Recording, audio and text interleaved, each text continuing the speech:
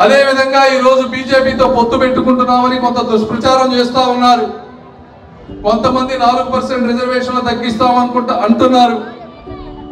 ఒక్కటి గుర్తు పెట్టుకోండి, అది జరిగితే ఇక్కడ శ్రావణ్ కుమార్ గారిని కానీ పెమ్మసానిని కానీ దాటుకొని వెళ్ళాలి ఫస్ట్ వాళ్ళు ఎవరైనా సరే అని చెప్తా ఉన్నారు.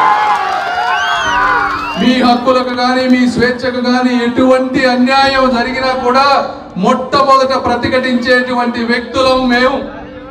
మీరు ఓటు వేస్తుంది మాకు అని మీరు గుర్తుపెట్టుకోండి. మేము ఎవ్వరికీ భయపడం. ఈ రోజు కాకపోతే బీజేపీ అనేది ఒక బలమైన రాజకీయ పార్టీ. వచ్చే 5 సంవత్సరాల్లో వారు గవర్నమెంట్ ఫామ్ చేయబోతున్నారని ప్రతి సర్వే చెప్తా ఉంది.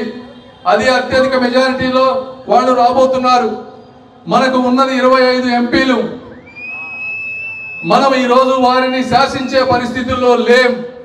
రాష్ట్రం అంతా అప్పులతో కూడిపోయింది. ఈ ప్రాంతం అభివృద్ధి చెందాలి కాబట్టి స్నేహపూర్వకంగా వెళ్ళడం తప్పించి మేమేదో ఇక్కడ మైకు పట్టుకొని డైలాగులు చెప్పి మిమ్మల్ని ఒకరోజు ఆనందపరచడానికి ఇక్కడ రాలేదు.